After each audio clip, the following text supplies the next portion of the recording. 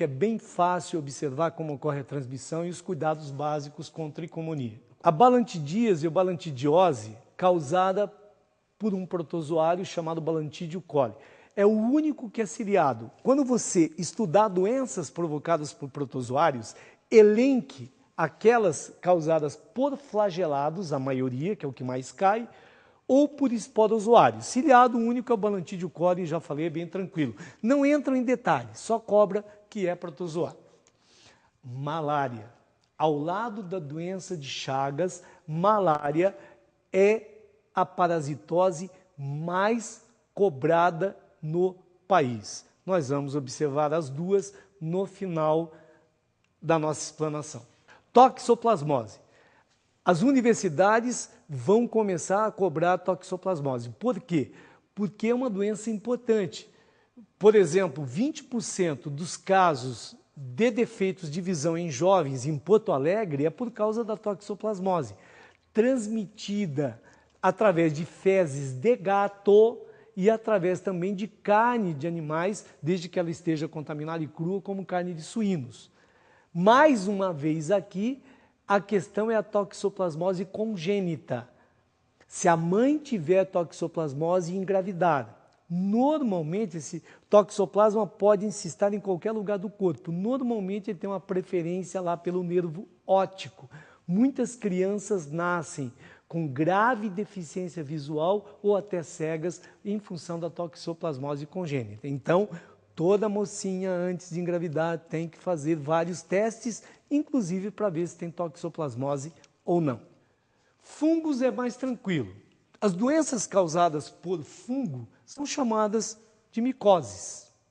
Então lembra, quando você vai à praia, verãozão no Brasil, todo mundo vai à praia, e por falta de saneamento básico, o que é que o pessoal faz nas cidades litorâneas? Joga o esgoto na água da praia.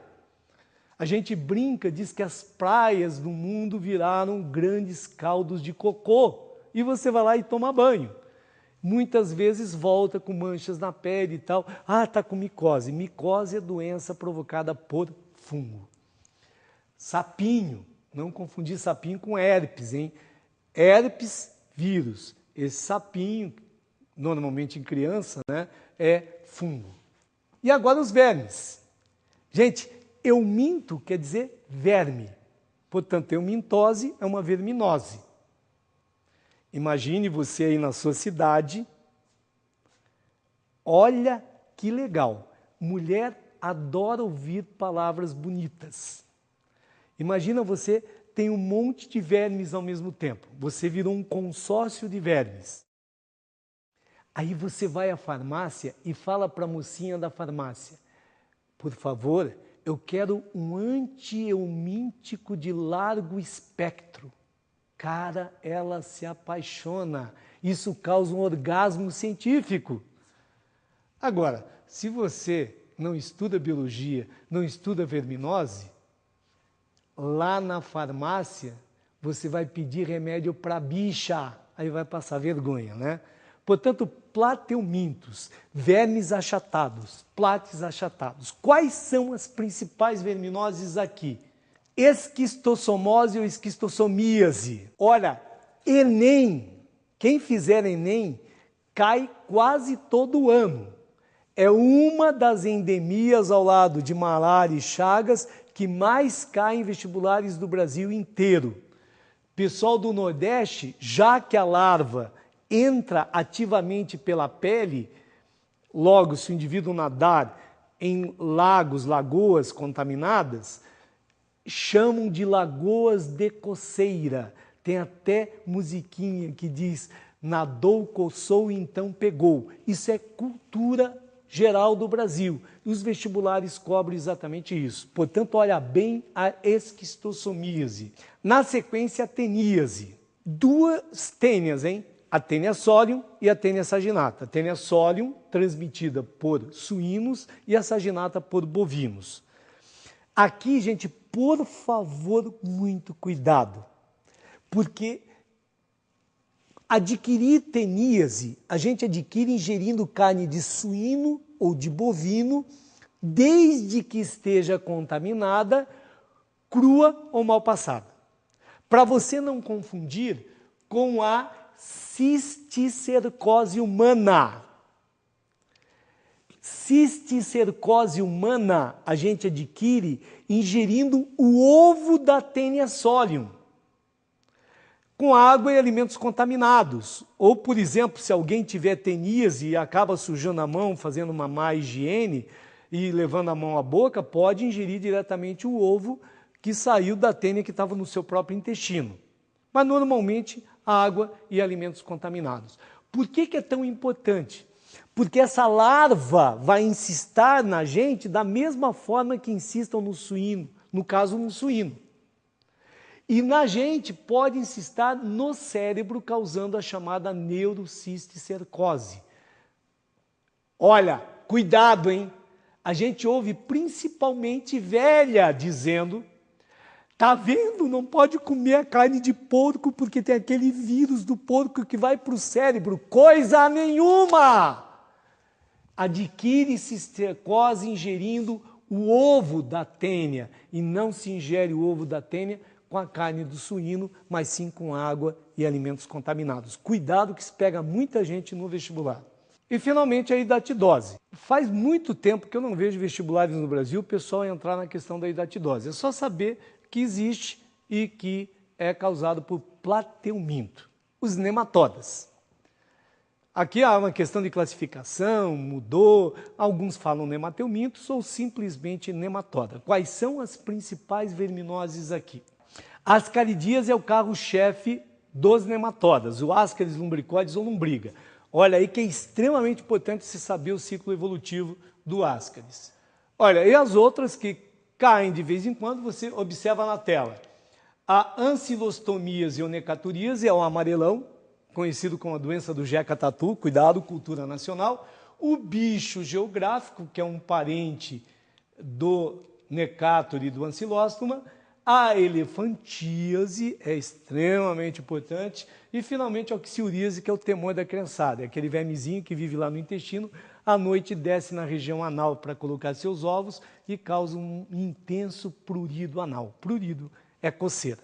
Aí estão as principais verminoses causadas por nematodas. Malária. Observe aqui o ciclo de vida e o ciclo da doença. Vou rapidamente comentar para vocês. Primeiro, quem é que transmite? O mosquito. Olha ali, mosquito do gênero Anopheles ou mosquito prego. Só a fêmea, hein? O macho vegetariano não incomoda ninguém.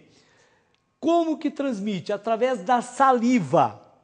A forma infestante chama esporozoito. Ó, devagar, esporozoito com a saliva. Penetra pelo local da picada e vai para o fígado. A gente chama de ciclo pré-eritrocítico, esse que passa no fígado. Pré-eritrocítico. Lá ocorre a multiplicação desse protozoário e depois ao lançamento das formas do protozoário no sangue. E no sangue vai parasitar o quê? A hemácia ou glóbulo vermelho, o ciclo chamado eritrocítico. Agora, gente, olha, o que caracteriza a malária? O que caracteriza a malária é a febre intermitente. Ela coincide com o ciclo de reprodução do plasmódio, dependendo da espécie do plasmódio, que é o causador da malária. Eu posso ter uma febre de 24 horas, 48 ou 72 e 72 horas.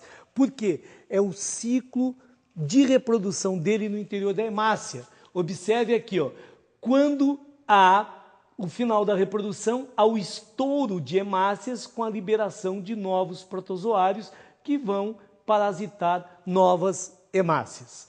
Algumas formas, em vez de reproduzir, se transformam e formam gametócito. Agora você imagina que uma pessoa que tem a malária é picada por um outro mosquito.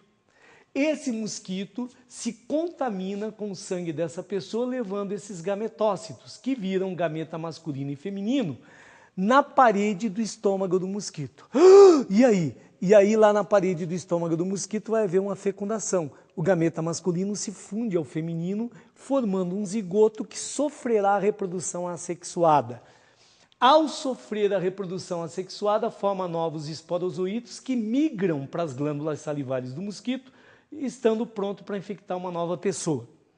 Agora, gente, é importante lembrar, no caso da malária, o hospedeiro definitivo é o mosquito e não o homem. O homem é o hospedeiro intermediário, porque no mosquito ocorre a reprodução sexuada e assexuada do plasmódio, que é o causador da malária. No homem, só a assexuada.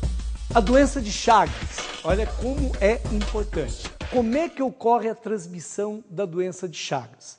A transmissão ocorre através das fezes de um percevejo chamado barbeiro, desde que esteja contaminado, é claro, ou triatoma. Triatomídeo é a família.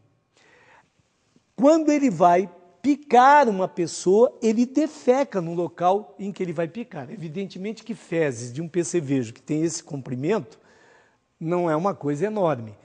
Quando a pessoa coça, normalmente a forma infestante penetra pelo local da picada, mas é transmitido através das fezes do barbeiro, do triatomídeo, do percevejo. Anota aí.